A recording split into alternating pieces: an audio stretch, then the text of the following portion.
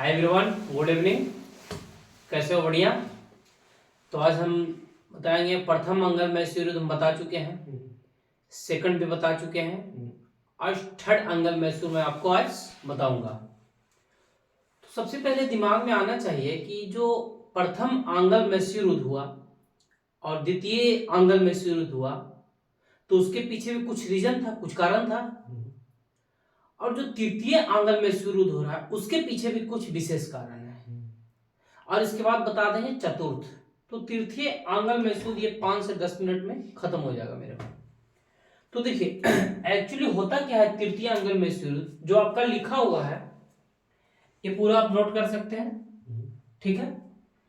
लेकिन इसको हम जो लिखा हुआ मेरे भाई इस शब्द को यहाँ पे हम एक शॉर्ट में कहानी की तरह बता देंगे, उसके बाद ये पूरा समझ में आ जाएगा। तो एक्चुअली होता क्या है मेरे भाई, दिख रहा है ना नीचे तक। यहाँ पर हम बताए थे केरल एक राज्य है, बताया था ना दक्षिण में।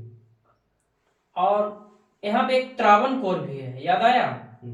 त्रावणकोर के राजा कौन है? राजा मार्तंड वर्मा। अब त्रावणकोर यहाँ पे एक देशी रियासत है, राज्य है। बात को हम गौर से समझना। अब जब त्रावणकोर राज रहता है ये त्रावणकोर के जो राजा रहते हैं वो इस क्षेत्र को डच को दे देते हैं। डच पढ़ा है, सारा चीज पिछले से जुड़ा हुआ है मेरे भाई। अब डच को दे देते हैं। अब जब ये डच को दे देते हैं तो एक समस्या यहाँ पे क्या होता है कि 1782 में हैदर अली की मृत्यु हो जाता है। और उसके बाद उसका जो उत्तराधिकारी रहता है कौन? टीपू सुल्तान, उसका पुत्र। वो इस युद्ध को आगे जारी रखता है, द्वितीय मतलब आंगल मैसूर युद्ध। तो क्या होता है द्वितीय आंगल मैसूर 1790 से 92 तक चलता है। अब जब डच को दे देता है मेरे भाई तो ये टीपू सुल्तान है इसको अपने क्षेत्र मानता है, अपने अधीन मानता है। किसको? त्रावणकोर को। अब त्रावणकोर को जो टीपू सुल्तान है वो अपने अधीन मानता है। और त्रावणकोर को जो राजा है वो क्या दे दिए? डच को दे दिए। अब इससे कहीं ना कहीं किसी को गुस्सा फूटेगा, ऑब्वियसली है भाई कि गुस्सा फूटेगा ही। हमारा घर किसी को दे दे बिना पूछे हुए तो हो जाएगा ना। लेकिन ये तो दे दिया। अब टीपू सुल्तान क्या करता है, यहाँ पे थोड़ा सा गलत कदम है टीपू सुल्तान का, यही में टीपू सुल्तान मार खा जाता है। अब मेरे भाई दे तो दिए डच को त्रावणकोर और टीपू सुल्तान अपना अधीन मान रहा है। अब टीपू सुल्तान क्या करता है कि त्रावणकोर पे हमला कर देता है। यही इसका सबसे बड़ा गलत डिसीजन था। बाकी टीपू सुल्तान योग्य शासक थे, बहुत योग्य। अब ये किस पे हमला कर दिया? त्रावणकोर पे मेरे भाई।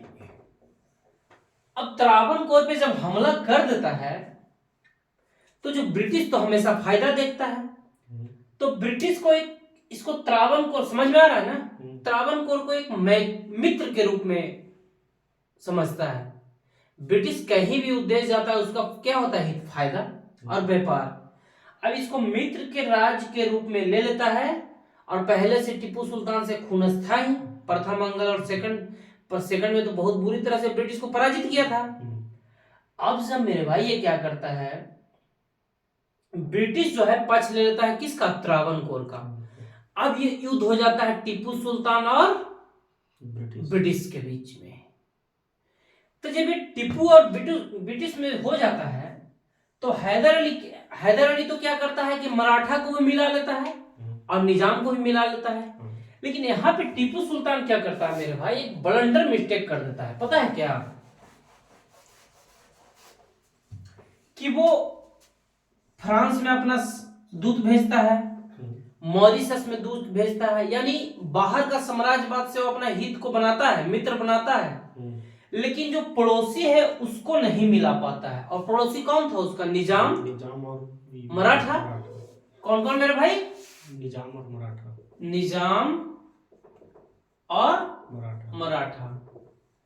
अभी ब्रिटिश सोचता है कि मेरे भाई यही एक अच्छा मौका है, यही एक अच्छा समय है कि हम निजाम और मराठा को मिला लेते हैं। तो अब निजाम को खुन्नस था ही टिप्पू से, मराठा को भी खुन्नस था ही टिप्पू से, क्योंकि टिप्पू एक शक्तिशाली राज के रूप में दिन पर दिन ज्यादा उभर रहा था। तो अभी तीनों मिलकर क्या करता है कि टिप्पू से लड़ जाता है। मतलब इसको कहा जाता है तीनों की संयुक्त सेना। तीनों की संयुक्त सेना जो है वो क्या करता है, टिप्पू से लड़ जाता है। और टिप्पू से लड़ जाता है तो यार कहाँ टिप्पू अकेले और इन लोग तीन तो सामना कर सकेगा उतना, तो ज्यादा दिन तक ये युद्ध नहीं सरवाइव कर पाता है टिप्पू, और लास्ट में श्रीरंगपट्टनम पे किले पे ये हार जाता है और इसे संधि करना पड़ता है, श्रीरंगपट्टनम की संधि करना पड़ता है और श्रीरंगपट्टनम के तहत ये युद्ध समाप्त हो जाता है। प्लस ये टिप्पू के लिए अपमानजनक संधि था। सेकंड आंग्ल मैसूर में युद्ध में क्या था, जीत गया था, तो अंग्रेज के लिए अपमानजनक संधि था, लेकिन इसमें टिप्पू के लिए अपमानजनक संधि था। कहा जाता है, बुक में लिखा हुआ है, स्पेक्ट्रम निकालोगे तो मोटा राजीव अहिर का बुक है वो वाला, ये जो बुक है ये पूरा आधुनिक भारत का बुक है, यानी स्पेक्ट्रम। इसको पढ़ लोगे तो इससे ज्यादा कभी यूपीएससी तक कोई भी एग्जाम में हो जाएगा। तो अब क्या है मेरे भाई, तीनों की संयुक्त सेना को सामना नहीं कर पाता, टिप्पू हार जाता है। और टिप्पू को पता है 3 करोड़ 30 लाख हर्जाना के रूप में देना होता है। किसको, ब्रिटिश को। अभी युद्ध हार गया तो मानना ही पड़ेगा। प्लस पता है एक मतलब बड़ा दुख की बात के साथ कहते हैं इतिहासकार कि टिप्पू के पास जब पैसा नहीं रहता है तो उसे अपना बेटा को गिरवी रखना पड़ जाता है। यही बोला मैं। हाँ, अब बेटा को गिरवी रखता है टिप्पू सुल्तान, और जब पैसा देता है तो कुछ दिनों के बाद टिप्पू को बेटा को छोड़ता है। इस स्थिति से ये तृतीय आंग्ल में शुरू टिप्पू हारा था। और टिप्पू बहुत योग्य शासक था मेरे भाई। वो कहता था कि डेली लड़ने से मतलब प्रतिदिन मरने से अच्छा है कि एक दिन हम शेर की तरह मरे। लास्ट में चतुर्थ आंग्ल में टिप्पू हार जाता है, मारा भी जाता है श्रीरंगपट्टनम के किले पे चतुर्थ में। अभी तो मारा नहीं गया, अभी श्रीरंगपट्टनम की संधि के तहत ये युद्ध समाप्त हुआ है। अब देखो यहाँ पे लिखा क्या हुआ है, हम इसको समझा देते हैं। टिप्पू सुल्तान के द्वारा त्रावणकोर पर हमला किया जाना इस युद्ध का तत्कालीन कारण बना। पता है ना कि त्रावणकोर पे हमला करता है, क्यों हमला करता बता ही दिए।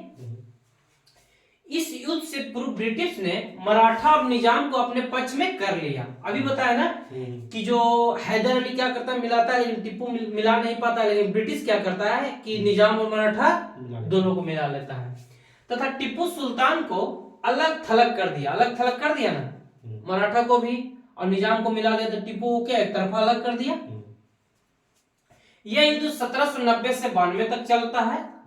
टिप्पू अधिक समय तक तीनों की संयुक्त सेना को क्या सामना नहीं कर सका, तीनों की संयुक्त सेना को सामना कर सका नहीं कर सका। 1792 में उसे श्रीरंगपट्टनम की संधि क्या करना पड़ता है, अपना आधा भूभाग गंवाना पड़ा और उसे 3 करोड़ 30 लाख है ना यहाँ पे हर्जाने के रूप में देने पड़े। फिर ब्रिटिश कंपनी ने मालाबार, डिंडगुल आदि क्षेत्र को, महत्वपूर्ण क्षेत्र को ले लिया और ये भाग निजाम को, मतलब टोटल यही कहना है कि अब ये लग रहा होगा ये नया आ गया। लेकिन क्या है ना कि जीत जाता है तो कुछ क्षेत्र मराठा को देगा ना गिफ्ट में, और कुछ क्षेत्र देता है निजाम को। तो कहा जाता है कि अंग्रेज कहता है ब्रिटिश कि मैंने अपने दुश्मन को भी कमजोर कर दिया, मैंने अपने दुश्मन को भी कमजोर कर दिया और दोस्त को भी नहीं बढ़ने दिया। नहीं समझा, मैसूर को कर दिया कमजोर और मराठा और निजाम था उसको बढ़ने भी नहीं दिया, हल्का हल्का कम दिया। तो इसको बोलते हैं कूटनीतिक। कोई सीखे तो कूटनीतिक सीखे। अभी जो आपका उच्च जाति के लोग हैं, फिलहाल लोग जमींदारी प्रथा संभालते थे, तो कूटनीति उनके साथ सीखो, रहोगे तो बस सीख जाओगे कोई भी। हिस्ट्री का देन है भाई, सब ब्रिटिश का ही देन है, कूटनीतिक सीखा है बस। तो आज का सेशन इतना ही, थैंक यू।